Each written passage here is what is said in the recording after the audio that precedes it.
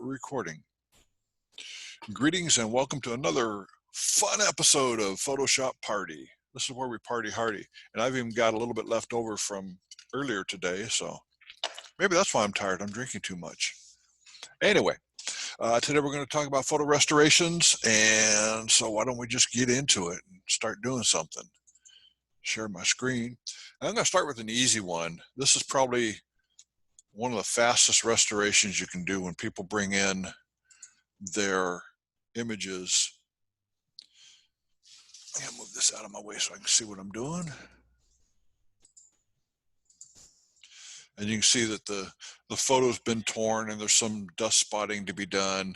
I think the first thing I'll do is work on the torn edges, which is probably the easiest. What I'm going to do is I'm going to use my lasso tool, and I'm going to lasso the upper left corner up here and add shift lasso to get that little extra bit in there as well. There's a couple things you can do. Number one is go to edit, fill, content aware fill, click OK, and it goes away. Hit Command D to deselect, but it leaves a little bit of a cloudy area there. Right now I'm not too worried about that. There's also, we talked about this in the past, we had actions that we've been doing. So what I'm going to do is I'm going to run the action really fast. So I'm going to select this area here. It's got a little bit of a tear as well. And my action is content aware fill. It expands by 3 pixels, fills with content aware, and then deselects on its own. And you'll notice that it says F3 next to content aware fill in the right hand corner. So what I'm going to do is I'm just going to hit F3, run the action, and it's done. So when I'm doing multiple times, doing the same thing over and over and over, it's great to have an action. So I can circle that, hit F3, and it's done. Go down here to the bottom right, lasso that, F3, done. Bottom left. And the cool thing about content aware is they keep improving it so that it sees what it's supposed to see. There it didn't do it right. So let's back up a couple of steps. We'll do less, so Command D to deselect. We'll just do this little part here to start with. Do a little bit more.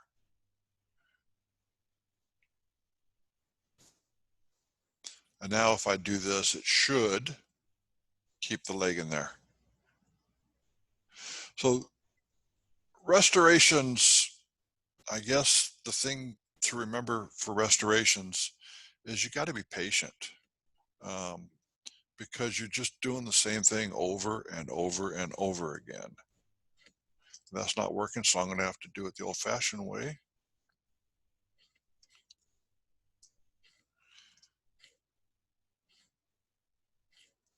Deselect, and we'll use a stamp. Well, let me try the healing brush first. Just drag it over that. And it kind of filled in fairly well. So the healing brush works as well. The action works great for areas that larger areas that you want to fix really fast. And I'll zoom in a little bit here. Zoom in, and then probably use the stamp tool to keep the tone the same and just kind of fill in areas that need to be filled. And then using Sandra Pierce's method, I'm going to use the mixer brush, and I have renamed my mixer brush from B out of the brushes to A. I didn't have anything else that I was using A for, so I'll just use the mixer brush, hit A for mixer brush, and just kind of drag over the area a little bit. Take that dark area to keep the fingers separated right there. and just kind of paint over it and drag to fill in. You could use the clone stamp if you wanted to. Either one will work.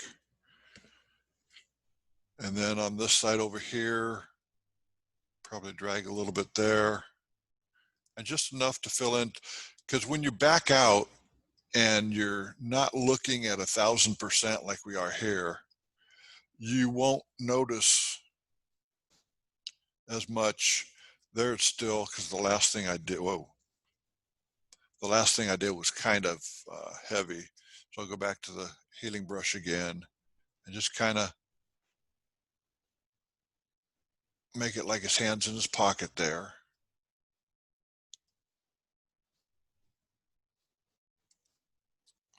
And you can always paint in a pocket too. So you just kind of drag this over like he's got a pocket there, and then cover up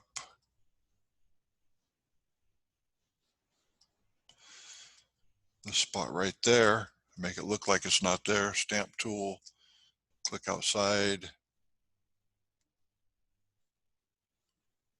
and just fill in. So we'll go back to the mixer brush and kind of blend that in a little bit. And you can see we've got all kinds of things going on from when it was scanned.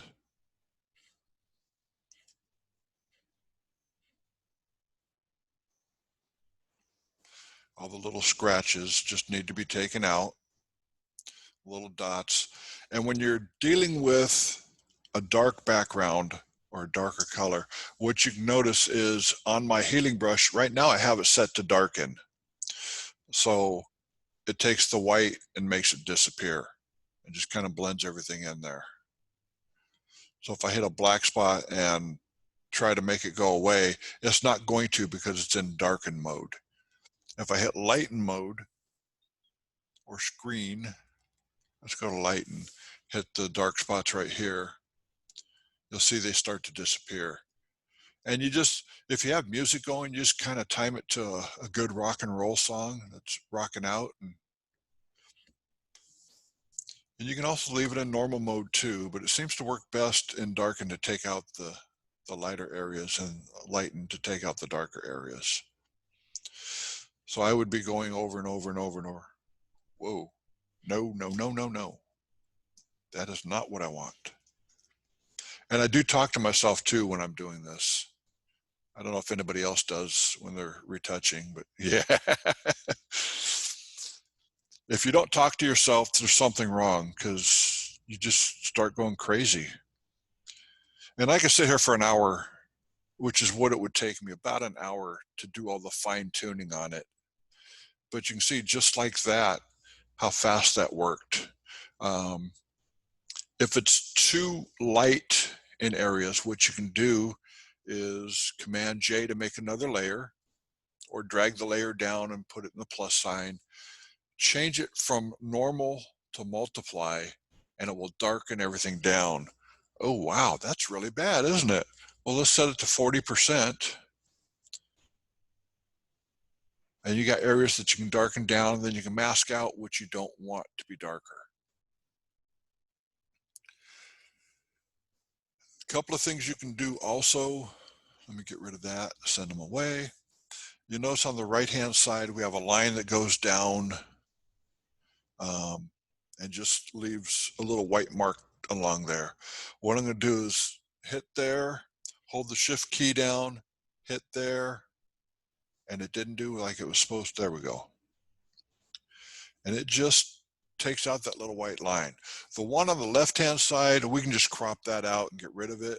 You can take your healing brush and just hit areas where there's grit and garbage and stuff. Any questions so far? Yeah, I have a question. I have an answer. Okay, that last step that you just did to on the right side. Where are you? Okay, I'll do it all across the top, so we'll do the same thing. I'm on my healing brush. Oh, the healing brush. Okay. I'm on the healing brush. Hold the healing brush down for a second to get that locked in, and then hold the shift key down, and it should go across and do the same thing. You can also just drag your healing brush across. If I have a larger size healing brush, it would go ahead and take care of that for me.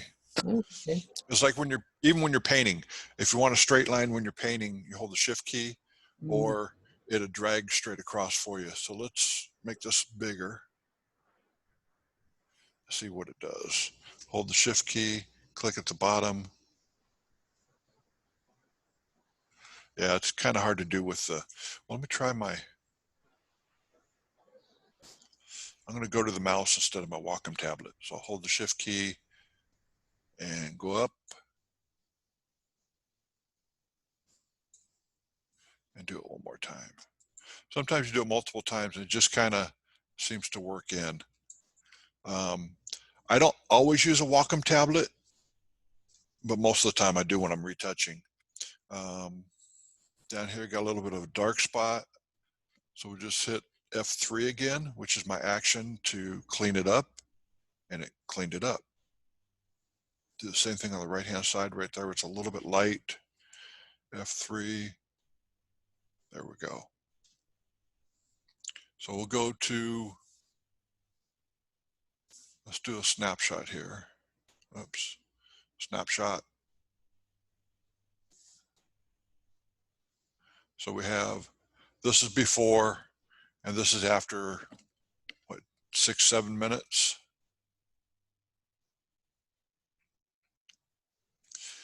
If you want to do it on a separate layer, you can, but for something like this, I wouldn't even bother.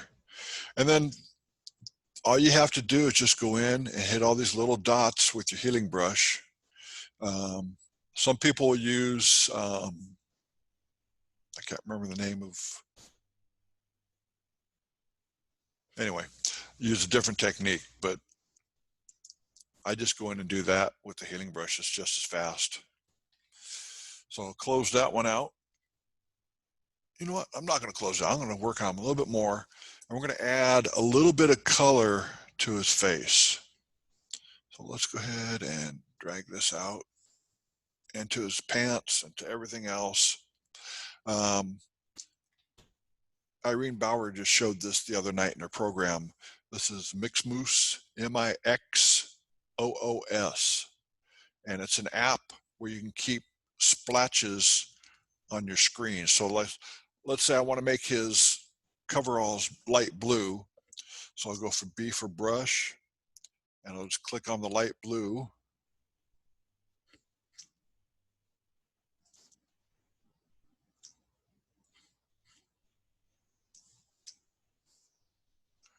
Why is it not selecting that?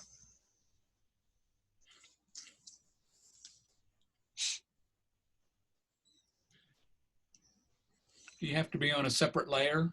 No. You have to activate it into your well, your color well on your tools. What I want to do is just click on the layer. Oh, I know what I'm doing. Okay. Yeah, I just started using this, so I'm learning it. There's an eyedropper tool at the top of the toolbar up there. So I just click on that, and then when I click on the color, it still didn't do it. Why didn't you do it? Is your file in grayscale? Yeah, your file's in grayscale. Well, then why didn't you tell me that before? Took me a minute to get the microphone activated. Grayscale. Let's go to RGB color. Hey, wow, you guys are smart. You know that? Okay, I'm going to make a copy layer. So Command J. I'm going to paint on the top layer. And when I do that, you can see it turns kind of yucky looking. But if I change it from normal mode down to color, it seems to work a little bit better. The one thing about painting in color mode is anything that's white will not accept color. So it has to be gray tones to accept color. White and black do not. And I don't like the color blue that I'm using anyway. Let's go back to layer via copy, change it back to color mode really fast. So we do this, and we'll go to a little bit darker blue. Let's go with that, see how that looks. And we're in color mode, 100% opacity. And even you're at 50% opacity on my brush. Oh, excuse me. I was talking 100% opacity on my layer. Sorry, I need to explain myself a little bit better. And while you're painting and you decide, oops, I went over his arm, you can hold the tilde, which is the little squiggly up next to the 1. Hold the tilde down, paint over it, and it gets rid of the paint you just put on there. A little shortcut there. And that just started recently. So let's try 100% opacity, see if that makes any difference. Not much.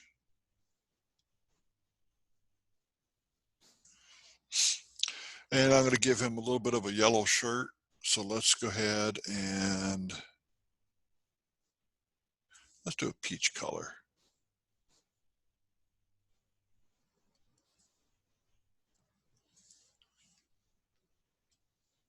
And you see the really light areas, it's not showing up hardly at all.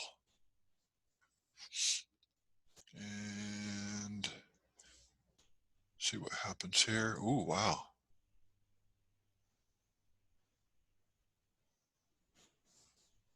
If I take my opacity down,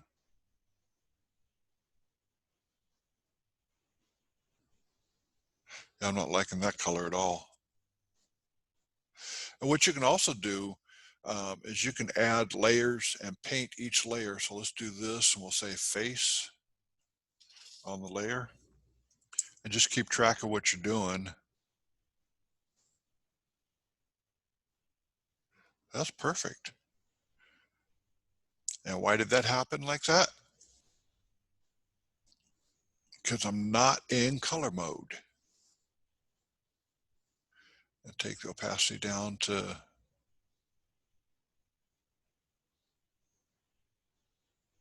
about there.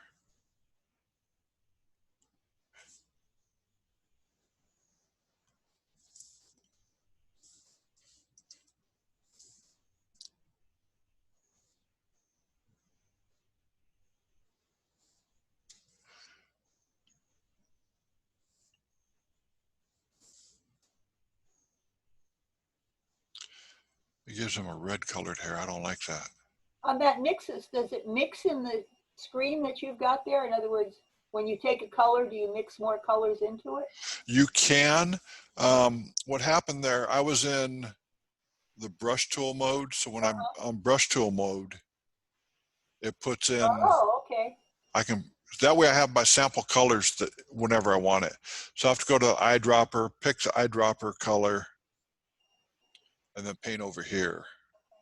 And then when you close that up, does that sample section stay, or does it clean up? That will stay there. Oh, okay. So if I decide, well, let's go ahead and sample that color to the background color, go back to my brush. Whoa. Oh, okay.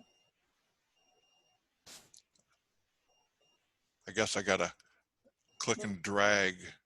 So that's easier than using the sample color situation where you make a color and put it in your samples. Yeah. That way you've got the same colors all the time. Well, when you save one that you've used in that sample color in there, you have it as a new color. Right. So the 3 up here I saved from something I was doing earlier, okay. Just playing around. So you can see, let's go ahead and we'll make sure we're not in the brush mode. Select the green, and we'll just kind of paint green at 50%. Wrong color green because it's kind of bluish.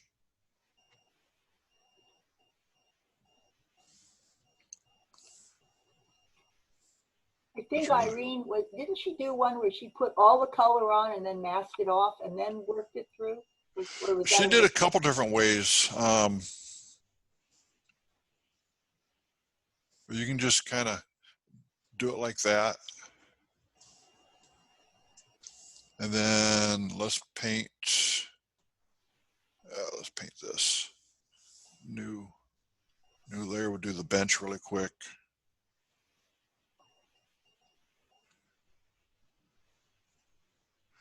And just paint it on, then we'll mask it off. So add a mask really quick.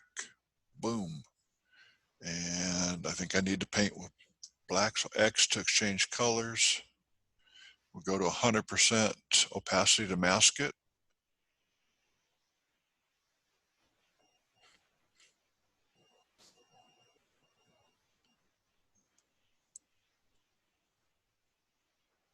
And I'm just going super fast, just trying to get this done really fast. But you can see you can add color really fast to this.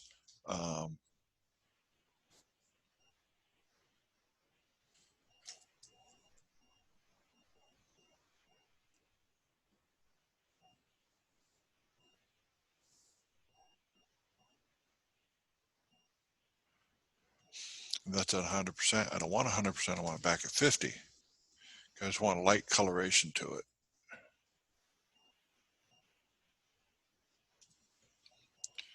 You paint your pole.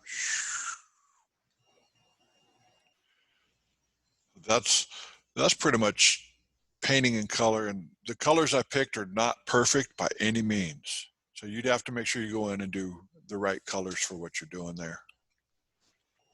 So let's close him. Don't save.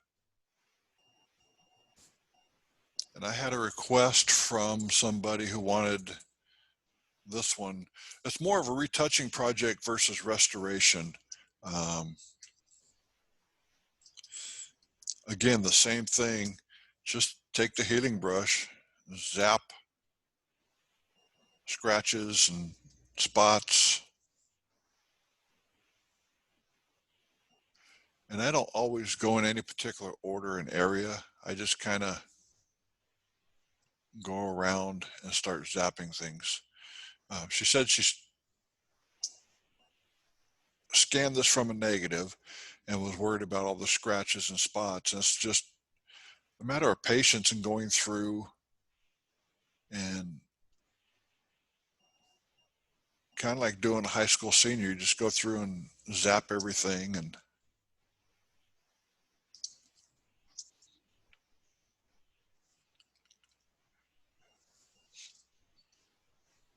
it looks like you're in all normal modes doing this, right? Right now I'm in normal mode. Okay. So like this upper left-hand area,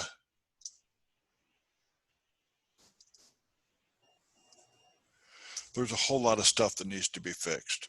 This is where I take my lasso tool, circle it, F3, and, okay.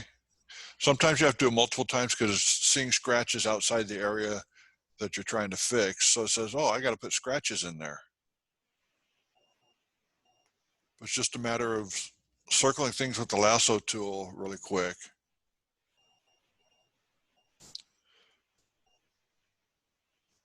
And running my action.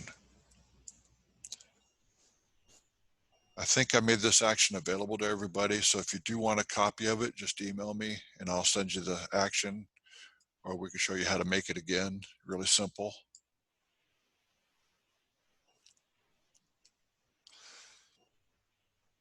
And so in a matter of a couple of minutes, we'll go snapshot, go up to the top.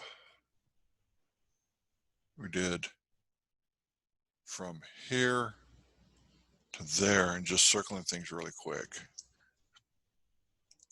And once you get all the bugs out of it really quick, then you can go in and do facial reconstruction if you need to, or like if you want to do the eyes really quick.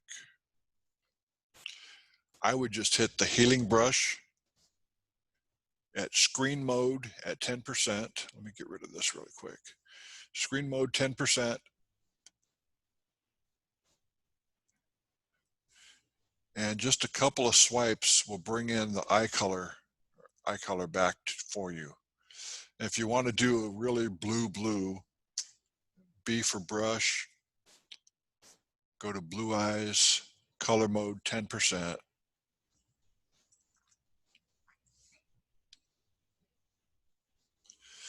And then I fill in the pupil Where did you get that with, blue eyes? what's that? You scroll down and up came blue eyes? Yeah, I have presets for my brushes. Okay. We talked about that in a previous one, but what you do is you find the color you like, which for blue, for me is RGB color 31, 80, 146. That works really good for blues. And so you set your blue color, you set your color mode 10%, and then you go up here and do. How about that? New tool preset, name it blue eyes. Got Include it. color, and you got it made. Got it. Thank you. You betcha. So let's go back out a little bit. And you can see the difference between the darker eyes and adding just a little bit of blue. You don't want to overdo it. And then to top it off, you do the Sandra Pierce method. We'll go to Brush Tool Star 26. And that is in your legacy brushes, I believe, under default brushes, Star 26. We'll go with the white color, and I'm going to go from screen to normal. I'm going to take it up to 100%. That's a little too big. Command Z.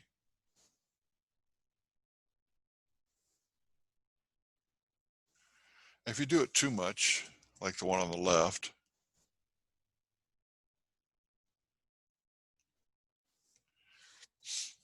let's give them some pupil. So soft, round, big brush. Yeah, that'll take care of his pupils really fine. And go to D for default color. And I'm using my left bracket key to bring it down.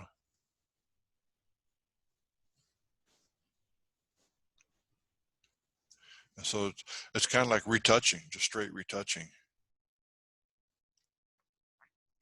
So when you're doing restorations, you're just doing a lot of retouching with the healing brush, the stamp tool, the lasso tool, and actions like that.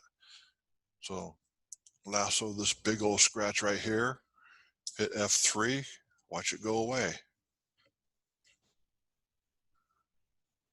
Uh-oh. Oh, I got too close to his head and I thought it was gonna.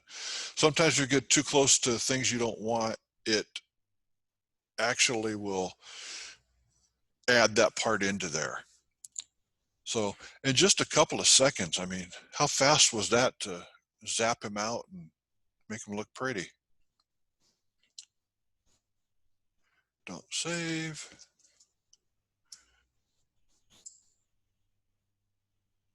Okay. Let's open both. There we go. That one. And either one's fine. Let's do that one. Open. Okay. Here's the original. Window arrange, tile vertically.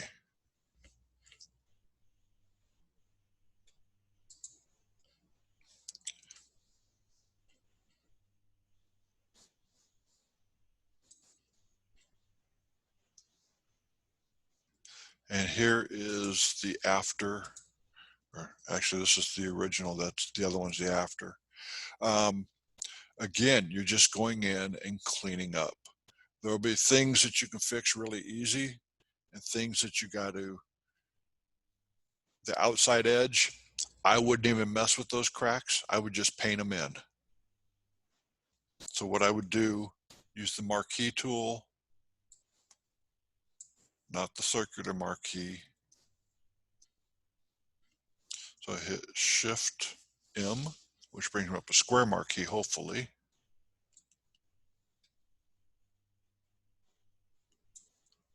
I will invert this, Command-Shift-I. And what that does, that selects the outside area.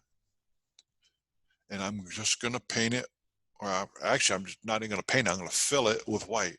So I'll hit Command-Delete, and that takes care of that edge really quick.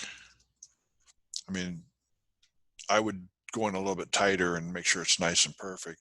And then again, going in, taking things out, the big things first, and then you go in with the softer retouch, little by little. When you see things that shouldn't be there, you just zap them, and then you zoom in and start going in with the healing brush. Is how I do it. There's a bazillion ways to do it. And sometimes if you get too carried away because you're in this tight, people are not going to see, once it's painted out, they're not going to see the exact details. So you don't have to be super, super careful, but you got to be careful enough to take the cracks out. So with the Wacom tablet, using pressure sensitive and just taking out scratches where you can without affecting like the eyes and stuff. When you get to the eyes, you're going to have to be a lot more careful. Probably use the clone stamp, or come over here to the mixer brush or the smudge tool. The smudge tool, the difference between a mixer brush and a smudge tool, the smudge tool is a much finer brush versus the mixer brush. So I'll go back to the mixer brush here and just kind of blend in all these little things right here.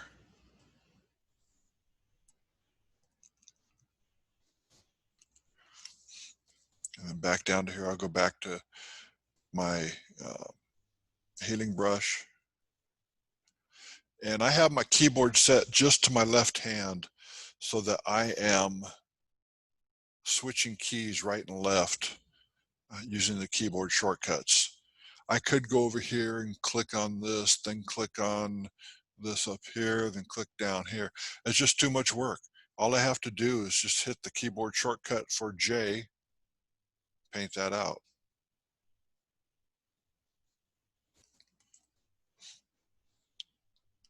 And sometimes I'll get bored with an area and I will go to a different area, which keeps my mind occupied.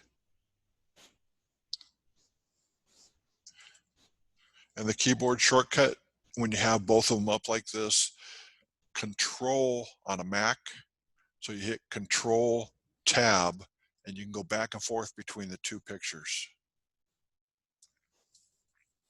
Instead of clicking up here, then clicking up here, you can do it that way. So close him, close him.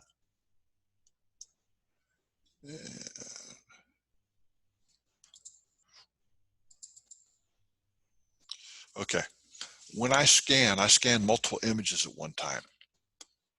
I'm lazy and don't want to keep shoving them in my big scanner, lifting the lid, shove them in. So I'll do four at a time, or as many as I can fit on there. The trick to this is I'm going to go to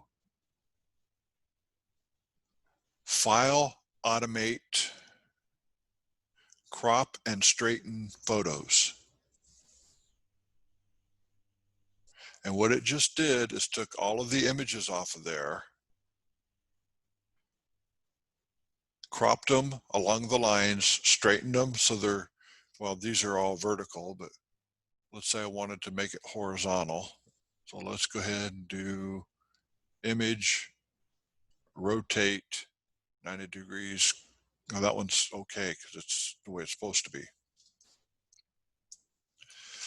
Looking at this, you're going, that color is not the way it should be. And I see a lot of photographers putting old pictures on the website, on Facebook and stuff like that, with this really bad color.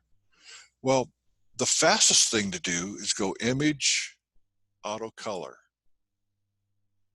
That actually worked very well. I could live with that. But let's go to Plan B.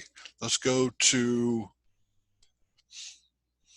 Adjustment Layer, and we're going to put in Levels. And you can see the histogram right here on the levels. Change it from RGB, change it to red. You'll notice on the red histogram, the left-hand side right here, there's a whole lot of empty space. So let's take red, drag the dark slider over to the mountain. Take the light slider, drag it over. Then we go to green, do the same thing.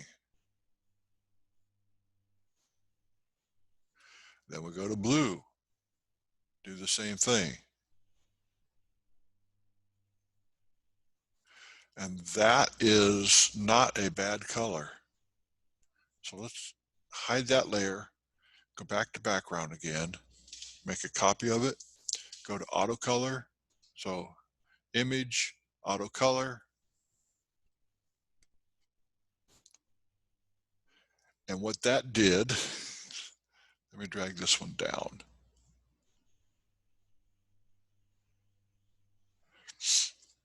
Okay, that's the color, auto color. So we'll title that auto color. And this is my levels adjustment. So we'll turn off auto color, and you can see the difference between the two. I think the levels adjustment way of doing it worked out a whole bunch better. But while we're looking at this, let's get rid of the auto color. You can see a bunch of garbage in there. So I'll make a copy layer so you can see the difference. So we'll hit Shift, Option or Alt, Command or Control E, the claw, go up to Filter, to Noise, Dust and Scratches. Radius 1 pixel, let's do 2 pixels. Come on, 2 pixels, click OK. And you can see it's a little bit blurry, so I have to go to 1 pixel. Filter, Noise, Dust and Scratches. Let's go to 1 pixel on the radius threshold. Let's do 1 pixel also. And it didn't really do a whole lot, but it did a little bit.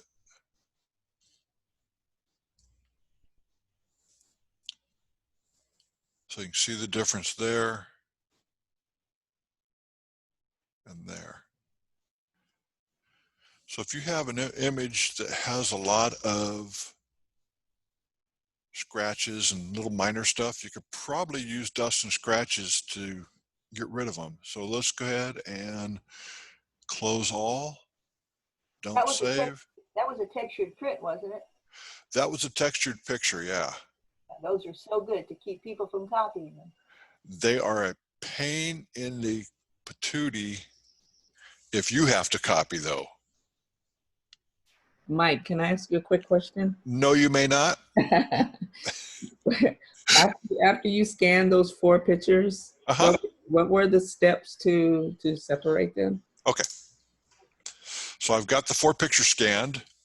Go to File, Automate, Crop and Straighten Photos. If you want to screenshot that, you can, or I'll leave it up for about 5 more seconds. So it's File, Automate, Crop and Straighten Photos.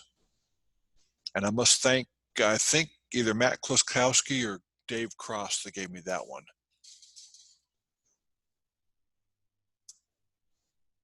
Cool, thank you. You betcha.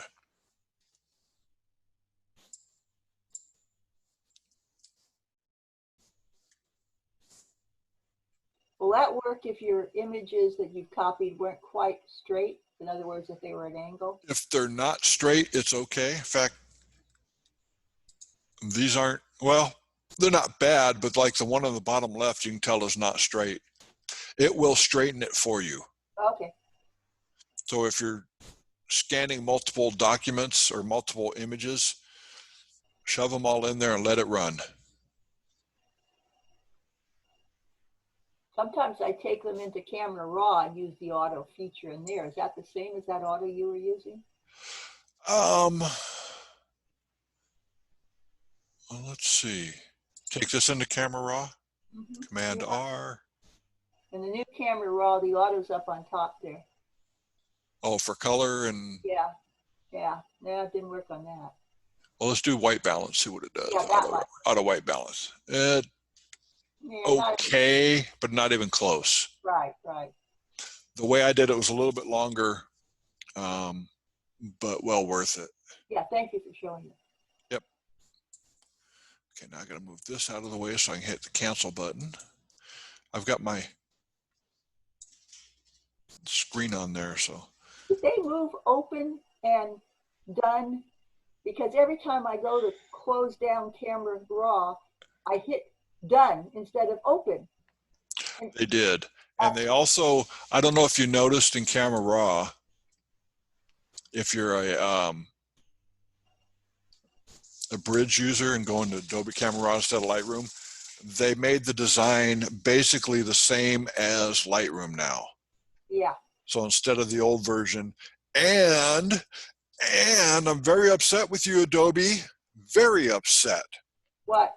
They took away my regular zoom. All we have is scrubby zoom, where in the old days, let's say I wanted to zoom in on the sun only. Right. You could do this and zoom in on the sun. Uh-huh. They've taken that away in the new RAW. The way to bypass it is hold the command key down. That would be the alt key for me. Or on, it'd be a command, control key for. Control. Because if I'm in Zoom, if I click on Zoom, it just zooms in. If I try to zoom in around the sun, it won't let me. Okay. The option key should back it out. Back it out. Okay. Oh, you can, I guess you can click on an area, zoom right and left, holding the option key will zoom in. That's the alt key for me. The alt key for you, right. But if you hold the control or command key, then you can zoom in on a certain area. Okay. That's good. Which I used to be able to just zoom and not make it look like a scrubby slider. Yeah, see, when you go down the bottom, I kept on going to done, and I said, why isn't it opening? Yeah, they've changed a lot of things on here. Right. I'm still learning it so I can show it later on, but right now, there's a lot of videos out there already that I don't need to show. So let's click cancel. Thank you. Go back to bridge. You're welcome. Thanks for asking, because that reminded me of that. Old retouching. And again here, this one's not too bad, but be easy to do with my lasso tool across the top. Take out all that big chunk right there. F3, which is my action, boom. Same thing on the left-hand side right there, boom. I mean, just so quick and easy doing that. And you can see right there, when I got too close to her hair, circling that one little splotch, it made the hair expand out, which I don't want. So go back in time, and I'll just use the healing brush to go in and zap that area right there. And the little dust spotting, same thing. And if you're dust spotting and you have areas that you have a lot of dust spots, but you don't want it on them, what you can do is bring them up on another layer, Command J, go to Filter, Dust and Scratches, and then add a mask, fill it with black. The fastest way is Command I to invert the mask, and then paint over the dust and spots with a brush in white, and it just takes out the dust and spots really fast.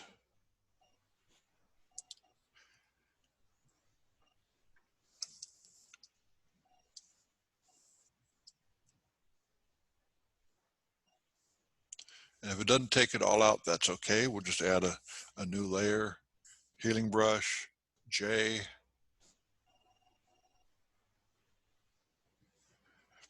And sometimes if you go in a straight line, it will leave a residue.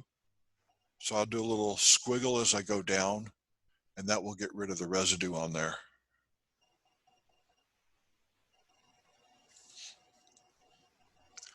But it's so fast just to zap things out with the healing brush or the clone stamp tool. Do you usually go in really close or do it from a distance? I will normally go in tight, like the tire right there. I'll zoom in a little bit less so I don't have the grid. Well, just hide the grid. View. Click on the extras to get rid of them. Oh, okay. I always wondered about that. And then just like here, I'll go in tight and do the action. Could not fill because there's not enough. The reason I couldn't do it is because I'm on a blank layer. So let's just do Command Shift E and then do the same thing, run the action, boom. And the action is fairly good. It doesn't work 100% all the time, but it just goes really fast for me. And I'll go in that tight and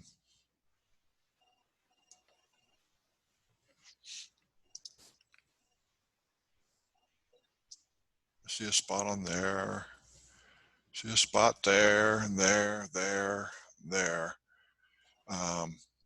So you could go in really fast and zap those out. And like here you can see, let me zoom in a little bit, going across the windshield, a little bit of a crack in the paper. So we can try the healing brush just a little bit at a time. And just take out the things you don't think should be there. Do you have to take them all out? No, because when you back out, you don't see it. And when they get printed, you're not going to see it unless it's like a 16 by 20 or something bigger. Michael, I have a question on an earlier thing you did just a moment ago. I didn't do that.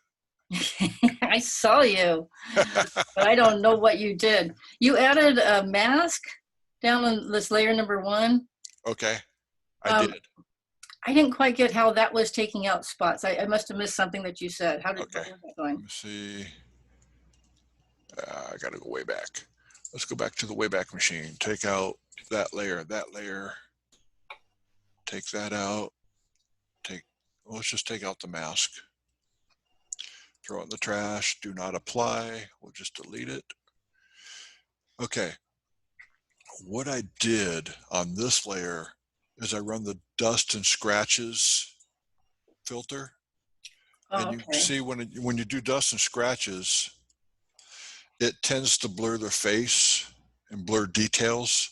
Oh, okay, I get it. So what I did was after I ran the filter, I added a layer mask, filled the layer mask with black, basically inverting it, which turns off the dust and scratches. And then just paint with white to fill in the... Painting it back in. Okay, I missed again the dust and scratches on that layer. Okay. Yeah. Good question. Any other questions? Yes, sir. Yeah. I do. So like this photo here, their eyes really, they're black, you know, because it's fading. Right. Do you do anything with their eyes? It depends. One of the things in an old time picture like this is you expect the eyes to be dark because people didn't use a flash back then. This is probably 19, looking at the picture, I would say probably in the 19, well, it says on the title, 1954. So they probably didn't add a flash in there.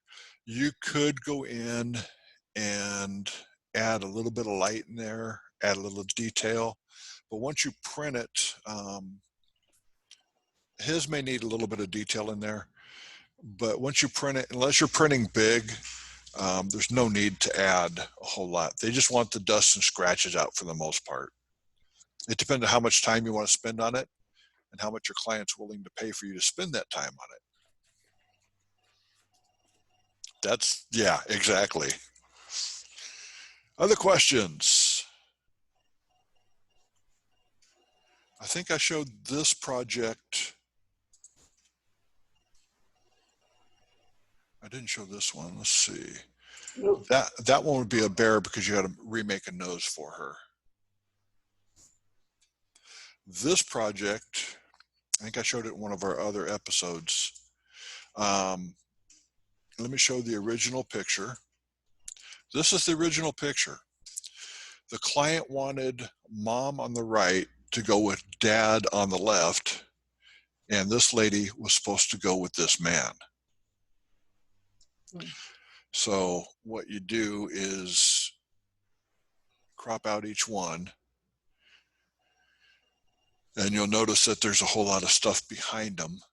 So what I had to do was go into this layer and basically patchwork around them, so when you add them in, they are like they're matching in. And then taking out hairs and fibers and stuff from the scan. I'm surprised they didn't ask you to change the head position of the guy on the upper left. She wanted this lady moved over, and I wasn't about to argue with her because I figured that'd be an easier way to do it.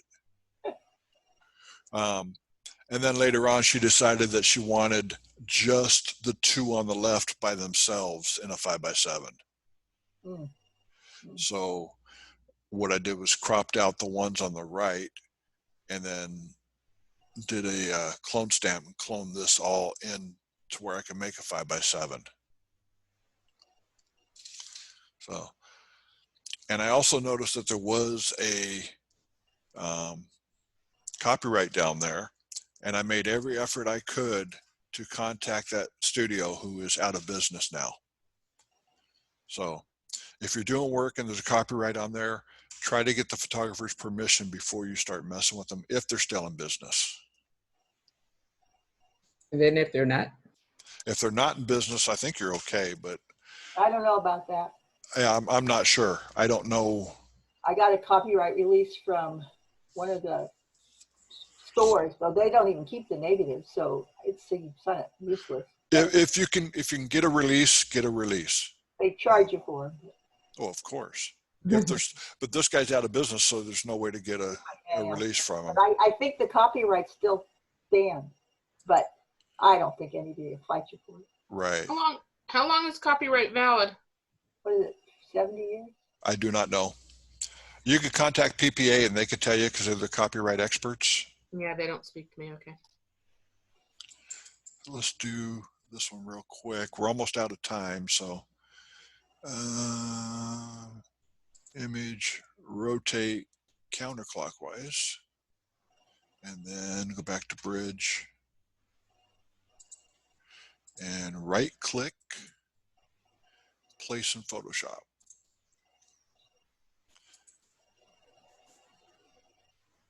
And Photoshop will always say it's too busy to play, so.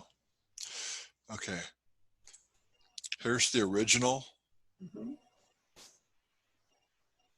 And here's afterwards. Converted it to black and white and then did a lot of cleaning up. As you get in there, I had to basically draw in the letters to make sure that they fit.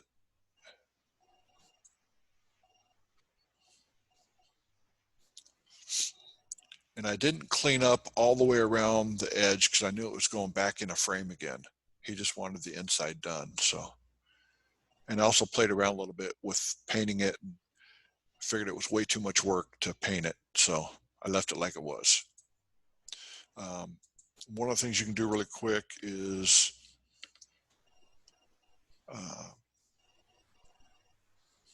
Command Option Shift B to go to black and white, and then do Command J to copy that layer and multiply, which will get you more detail really fast.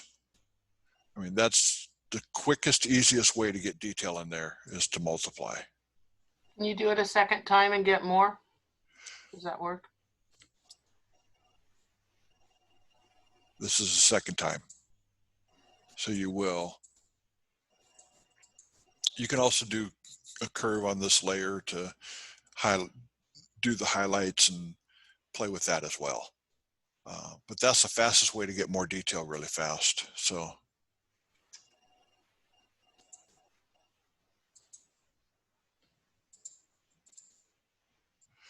And this tells you the date of the photo whenever Coogan's Bluff was playing, or Journey to Shiloh. So I think that was in the 60s when this photo was taken. Lompoc Drive-In? Lompoc Drive-In. It was flooded. The riverbed is right here next to the drive-in. We had a major flood in the 60s. Coogan's Bluff came out in 1968. That tells you when it was then. Wow, interesting. Okay, anybody have any questions at this point now? Now we've covered things as fast as possible. Mike, I have a question. I have an answer, maybe. So you gave us, I don't know if this is a plug-in, but it was called Mix something. Mixos, Mixoos. Okay. It's a, I don't know if you call it a plug-in or a, I don't know what you call it. It's kind of like a plug-in, so yeah. Mm-hmm. Okay. It's fun to buy it. It's $14.95, I think. Yeah. Oh. And it gives you quick instructions. It's really quick to install. I mean, very quick to install and worked really well. Christy, you still there? You disappeared. She's gone. Oh, she's there. Christy, did you see me working on your image? Yeah, let me unmute you. Hang on. They won't unmute her. Do you have a microphone? Oh, there we go. Oh, shut herself off again. How's that? Okay, good. Yeah. You got a chance to see taking out the dust and scratches on your image? Yes, that was great. Really easy. I love what you did with the eyes. She does have green eyes. Oh, green eyes? Okay. But that's okay because it shows me that we can make them any color. You can. And there is a green yeah, that works good for that too. Yeah. So you're saying you can create a brush with those settings for the yes. blue and the, do you know, how would I know how to do that? I will show you right forthwith. Share screen. Okay, I got to take desktop. notes fast. Hold on, let me do it. We'll go slow. I know, but I'm going to grab some notes. Remember, this gets recorded too, so you can look back at it. Oh, is it recorded? It is recorded. It'll be on YouTube probably by 8 o'clock tonight after I get done editing. I'll wait till then. Okay, let's go ahead and do that. We'll do the green color. We'll make a brush for you. So we'll go B for brush. And I already have the preset for green, so I can tell you the colors really quick. And that's a girl, by the way. Oh, okay. She looks like a boy. I can't tell. Short hair. It's like I know. mine. Okay. The green, the color that I've used before is red 121. If you want to do a screenshot of the color picker right there, you can. Yeah, I can. Let me do that. Here we go. Okay, red, R is 121, G is 186, and B is 92.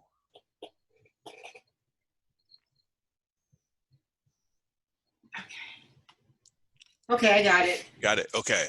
And I set my color, or the mode of the brush, to color. So it's down, way down at the bottom, you have color,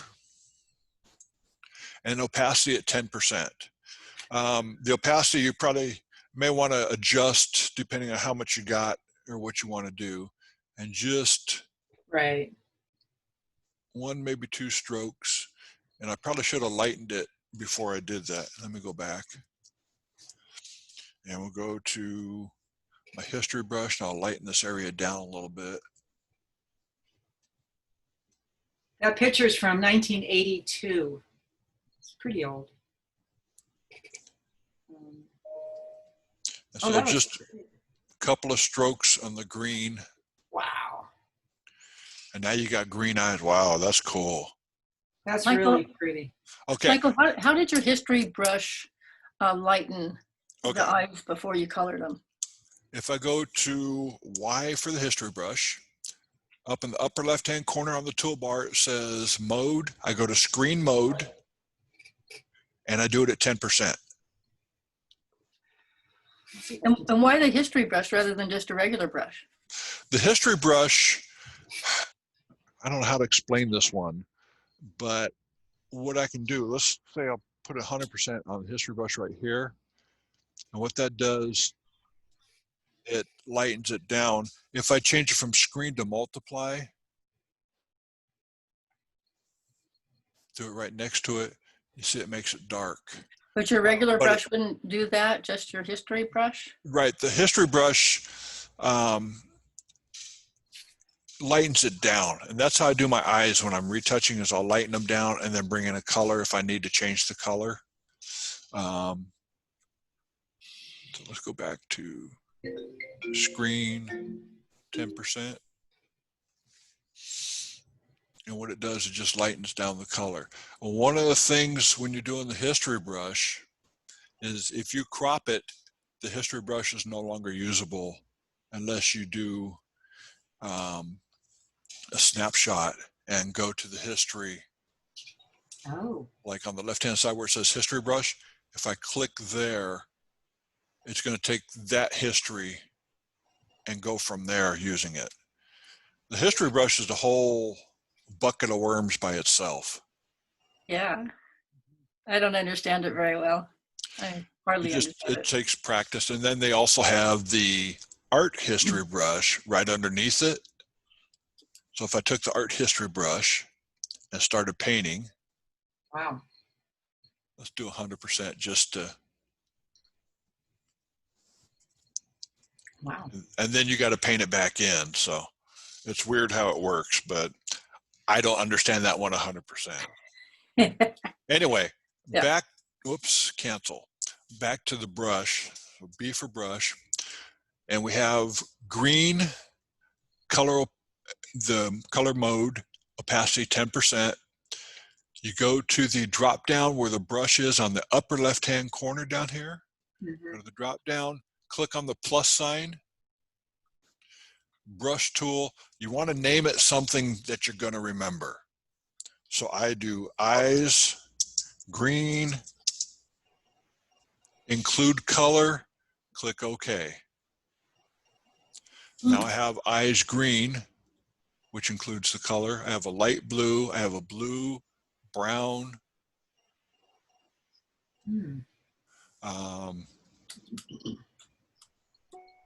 That's very handy. Oh, it's wicked cool handy, I tell you. And then I also have my logo brush, so I just click on my logo brush, put my logo on things. Beautiful. I have an eye whitener. I got a cloud brush. Whoops, wrong color. Let's go to white. There we go. So you can add clouds into pictures. Nice.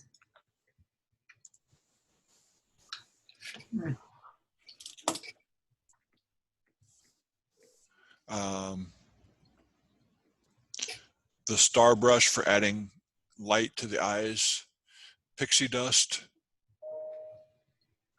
So I can add pixie dust into a picture. You save the presets of the ones you're going to use on a regular basis. Nice. Any other questions? Nothing Thursday, right? Nothing on Thursdays from now on, unless I get bored and start putting some up. Next Tuesday, we have Rosalind Gruder. She's going to be doing composites. Good. That sounds good. She's got a couple images that merited at International. So she's going to show you how she did those. And then I'm going to start bugging a whole bunch of people to step in. I think Sandra's going to do a class in the near future. I got a couple of bigger names I want to try and talk into doing it as well. Well, I'm talking some superstars, not. Well, all right, I'll do it. Sandra, I think you're a very big name. She is a big name, and she knows a lot too. But there's a lot of people out there that I think would do a fantastic job.